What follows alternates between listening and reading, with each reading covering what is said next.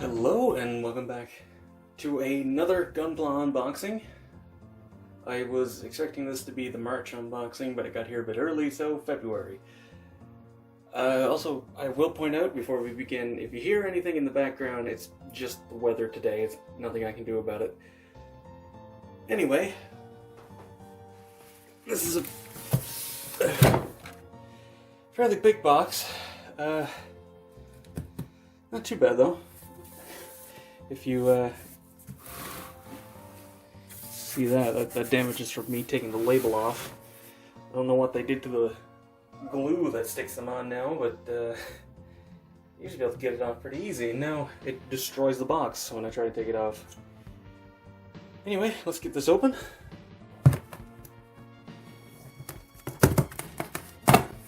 There we go. And I will move the camera once I get the box out of the way for a better angle, but try and get a shot for the thumbnail, and I will get this out of the way now. Give me a moment. Alright. Oh boy. Give me a moment.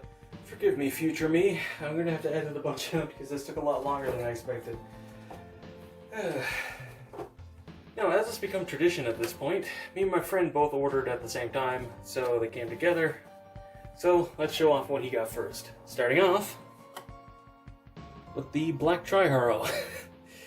And yes, that is what it's called. He wanted a Haro, he likes the Black Tri-Stars. Seemed like a bit of a no-brainer. That is an insanely vibrant sort of magenta. It's almost neon. Wow. Red, obviously, and Dom purple. Also, the stickers don't actually look that bad either. Right, anyway. Now, if you've been watching these for a while, you know that my friend likes to get duplicates because the army builds. So, this time's no different. The Desert Dom Tropin, or more accurately, 5 Desert Dom Tropin. This one is off camera. We only need to go over one, so I'll get these over out of the way. Really nice box art, I gotta say. That is a really weird brown. I've never seen this shade of brown before. It looks good. This is pretty much the same brown as the old GOG, but this is completely unique. Also, there's the red pieces, and yeah, the black behind the eye, and no glass, which is a little bit disappointing considering the other Dom does have it, but whatever.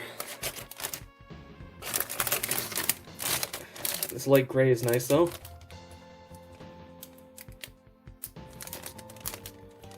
Got the hands, the bottom of the feet. Those are the trigger fingers for the trigger finger hands, because this had movable trigger fingers for some reason.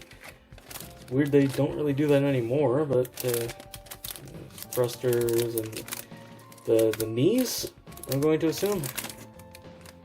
I have no idea what those are.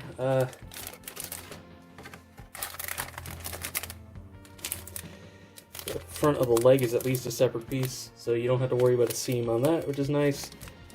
No idea what that piece is. Maybe the ankle? And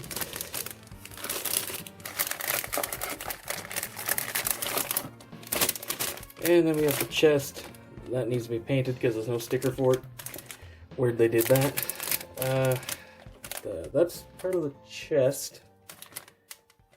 Interesting they did it that way, but not going to complain. The machine gun, the bazooka takes up like half the runner, and yeah, you get a bunch of these with it, and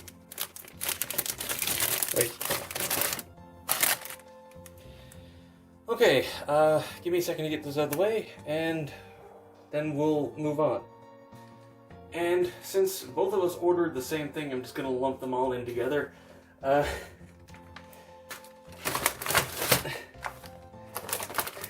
Action Base 4s. A lot of Action Base 4s. 10, in fact. 5 each. I'm not going to be opening these up, but you can see exactly what's inside of it there, so I don't really need to. Yeah, a lot of action bases, because both of us really needed action bases, and these can be split into 3 different stands. They show 2 because of the way the arms are, but they also give you a thinner arm if you have any light suits.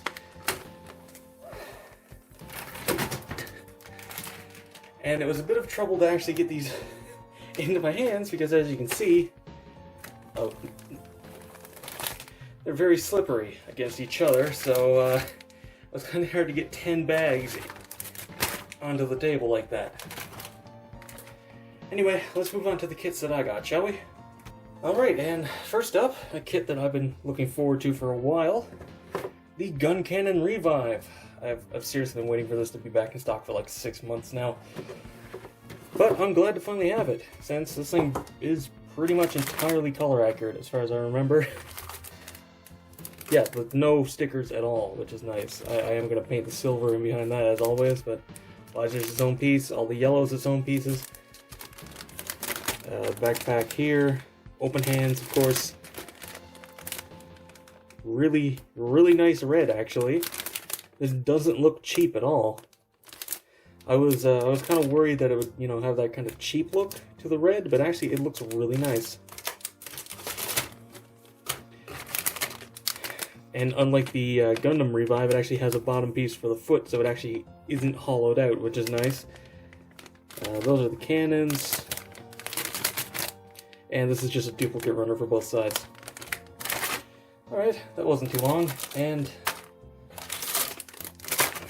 now let's, well, I'll get this put away. Point is, let's move on to the last kit. And what is the last kit? It's a big one.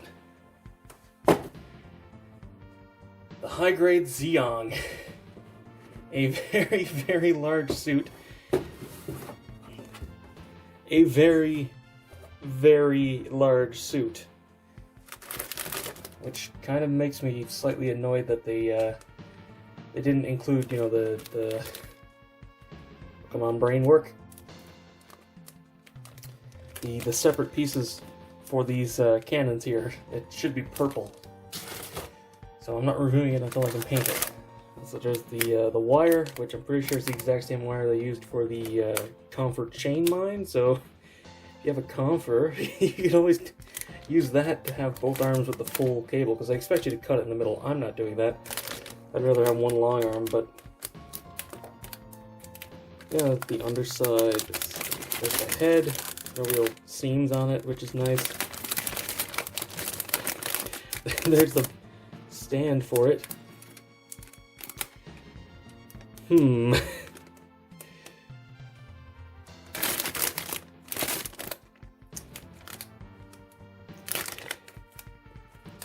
wonder why it comes with a hip piece.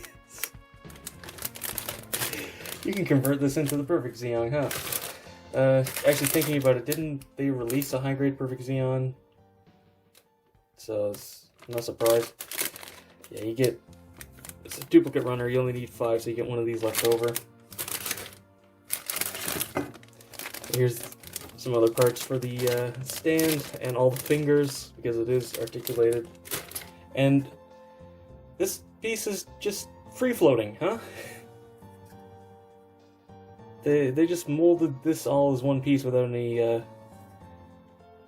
Wow, that's some thick plastic, too. Like, this is solid the whole way through. It has some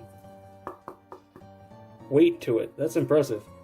And yeah, because of it, they actually have to mold the the runner information on the part. But on the plus side, it needs to be cleaned up a little bit. That's not like scuffs or anything. I think it's just some mold release or something on it.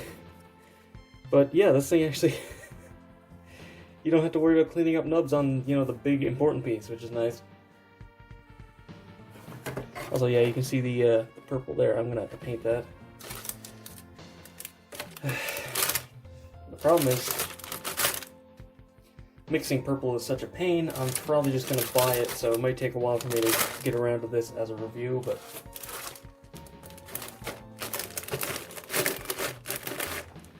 whatever, it's here, and nothing's broken, and I barely have to paint anything, so it's not a big deal. Anyway, give me a moment. And there's a group shot of one of everything anyway. So that's all for this unboxing. Might not have another one until maybe April, but I'm sure that's fine. Anyway, I look forward to building and reviewing these. Anyway, that's it. Roll end credits, I guess.